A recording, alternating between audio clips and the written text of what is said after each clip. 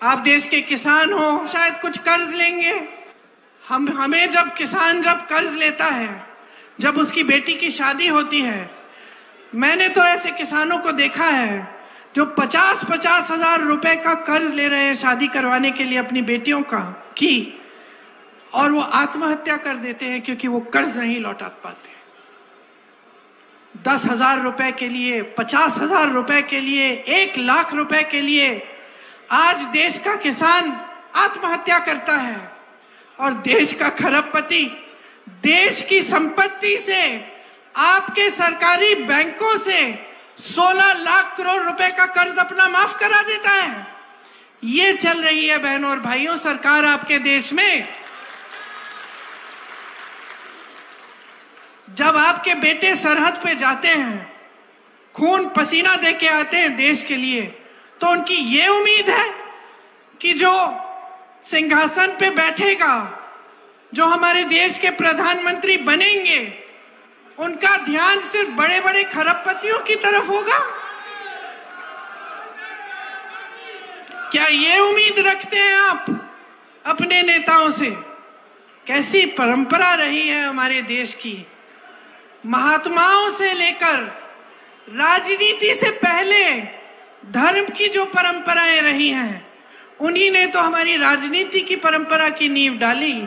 महात्मा गांधी जी ने जो आंदोलन किया ब्रिटिश साम्राज्य के खिलाफ, किस पे आधारित था? वो हिंदू धर्म की सीख पे आधारित था। कांग्रेस पार्टी किस पे आधारित है? हिंदू धर्म जो सिखाता है उस पे आधारित है। कैसे? क्योंकि महात्मा गांधी जी ने जो आंदोलन किया उसमें एक ही उनकी धारणा थी, सत्य। सत्य के पथ पे चलना, और उस सत्य के आधार पर ये देश आजाद हुआ। ये हमारी परंपरा है।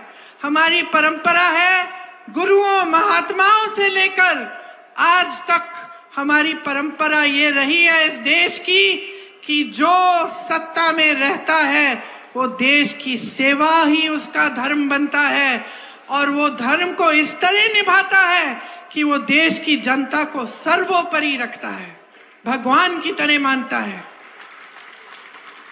ये हमारी परंपरा रही है। आज हमारी सरकार जो है वो जनता के लिए नहीं चल रही है, वो आपके लिए नहीं चल रही है। कैसे पता चलता है?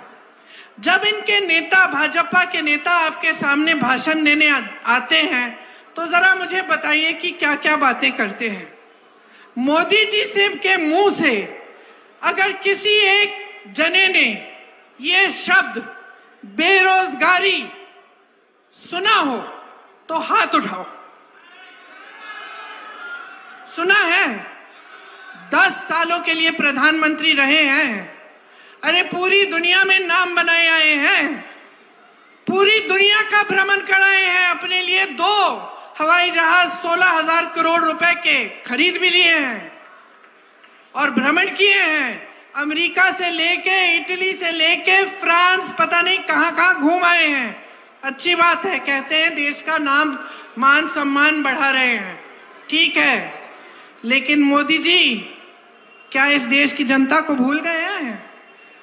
या फिर सत्ता इतनी हो गई है और मीडिया का अपार समर्थन है, खरबपतियों का अपार पैसा धन है कि जनता से कट चुके हैं। और भाइयों और बहनों, ये होता है। कोई पुलिस का बड़ा अफसर होता है, उसके सामने जो छोटे जो पुलिस के अधिकारी हैं वो डरते हैं कभी कभी सच बताने से। कभी कोई गलती हो गई, कुछ हो गया, बताएंगे नहीं। कोई सरकारी अधिकारी होता है, बहुत सत्ता होती है उसकी, बहुत अहंकार होता है, तो बाकी जो लोग हैं उनके पियान, उनके यहाँ जो काम करते हैं वो डरते हैं। मैंने देखा है प्रधानमंत्रियों के साथ क्या होता है, चमचे आ जाते हैं इर्द गिर्द, आते कि नहीं? सुबह उठते हो कहते हैं बहुत खिल रहे हैं नेताजी। भाषण देते हो कहते वाह वाह क्या भाषण दिया आपने, आज तो आपने बढ़िया भाषण दिया। कुछ काम करते हो, किसी से मिल लेते हो, कहते हैं कि आज तो प्रधानमंत्री जी आपने तो सबको दिखा दिया, वाह किस तरह से आप मिले उस किसान से, है ना? यही होता है। लेकिन इसमें क्या होता है? जो आसपास के लोग हैं वो सच्चाई नहीं बताते।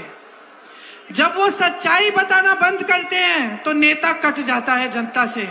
आज मोदी जी महलों में रहते हैं, बड़ी बड़ी गाड़ियों में घूमते हैं, बड़े बड़े हवाई जहाजों में घूमते हैं, आपके बीच आते हैं तो इस तरह से मंच पे आते हैं। कभी किसी के घर में देखा है उनको? किसी के गांव में जाते हुए देखा है? मैं यूपी में काम करती हूँ, वाराणसी उनका क्षेत्र है, वहां एक ऐसा घर नहीं है जहां वो चले गए पूछने किसान से कि भाई क्या हाल है तुम्हारे, कैसे जी रहे हो, ये जो महंगाई मैंने की है तुम्हारे लिए इसका सामना तुम कैसे कर रहे हो, जो बेरोजगारी है उसका सामना तुम कैसे कर रहे हो, घर पे पैसे कैसे आते हैं, बच्चे बड़े कैसे होते हैं, कभी नहीं पूछा मोदी जी ने। कट गए हैं आपसे पूरी तरह।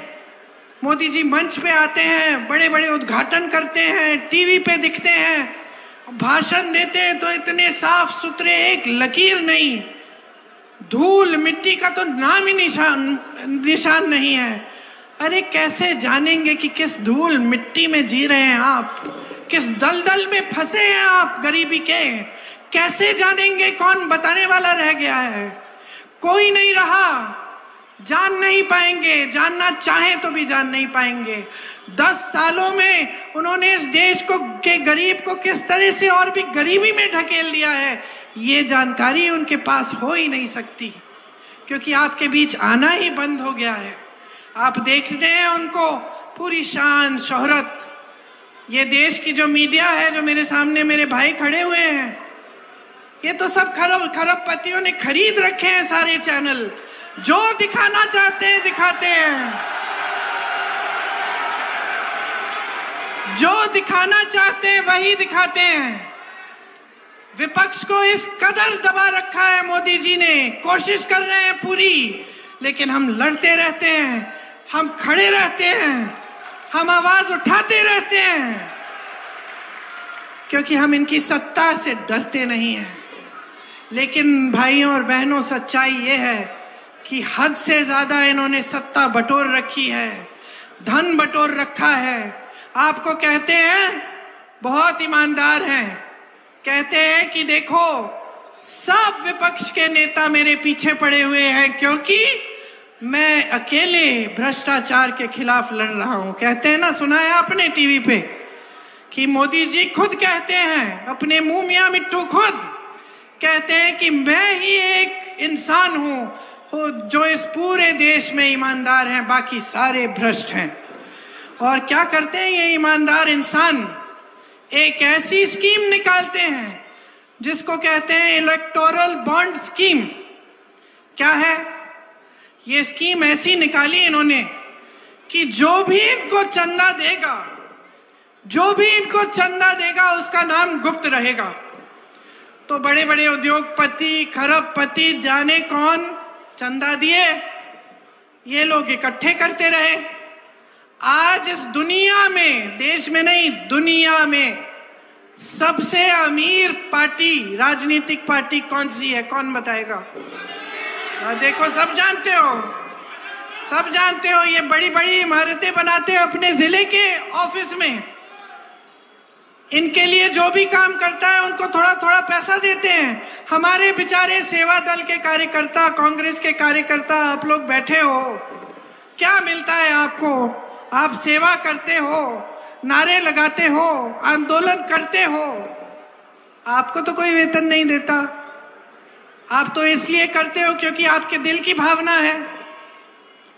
वहां भाजपा में पैसा ही पैसा है। ये पैसा आया कहां से? कोई पूछेगा ये पैसा आया कहां से, ये धन आया कहां से? ये इतना धनी, इतना अमीर राजनीतिक दल बना कैसे? इलेक्टोरल बॉन्ड की जो स्कीम लाए थे, फिर सुप्रीम कोर्ट में केस आया, न्यायाधीश ने बोला कि भाई ये गलत स्कीम है, भ्रष्टाचार होगा इससे, जो सूची है उसको पारदर्शी कराओ, पूरी जनता को बता दो कि किसने क्या दिया। तो पहले तो इनको वो सूची मिली नहीं, 2 दिन इधर उधर, बैंक बोलने लग गया भाई सूची नहीं है हमारे पास। 2 दिन बाद फिर से डांट खाए कचहरी में जाके, न्यायाधीश ने बोला हमें नहीं मालूम, लिस्ट निकालो। लिस्ट निकली बहनों और भाइयों, और किस किस से चंदा लिया था। अच्छा, जैसे ही लिस्ट निकली मोदी जी घबरा गए, अमित शाह जी घबरा गए, इंटरव्यू पे इंटरव्यू देने लग गए कि भैया हमने तो पारदर्शी कर दी है, देश में पहली बार जिसने चंदा जिस जिसको दिया वो पारदर्शी एक सूची आ गई है। अरे आपने थोड़ी पारदर्शी की, वो तो कोर्ट में न्यायाधीश ने कहा पारदर्शी बनाओ, इसीलिए पारदर्शी की। आपने तो गुप्त स्कीम निकाली थी। ठीक है, अब सुनिए कि चंदा किसने दिया।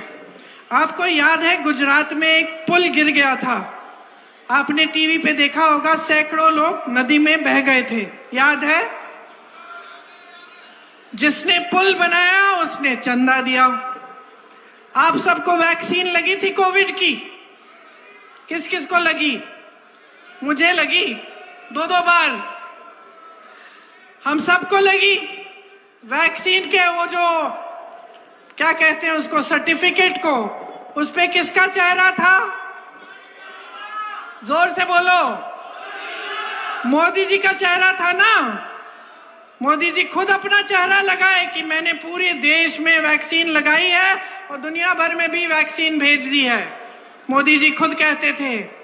आज क्या पता चल रहा है कि उस वैक्सीन में कुछ और भी था, मतलब कि उस वैक्सीन से कुछ लोगों को ऐसी दिल का दौरा पड़ सकता है, अचानक वो मर जाते हैं, आज पता चल रहा है। आज उसी वैक्सीन की कंपनी ने, और सुन लीजिए एक ही कंपनी थी, ये नहीं कि 10-10 कंपनियों को बोला कि वैक्सीन बना दो, एक ही कंपनी थी, उसने वैक्सीन बनाई, हम सब ने वैक्सीन ली, हम सबको सर्टिफिकेट मिली, और कुछ लोग नौजवान बिल्कुल ठीक अपना जिम कर रहे हैं,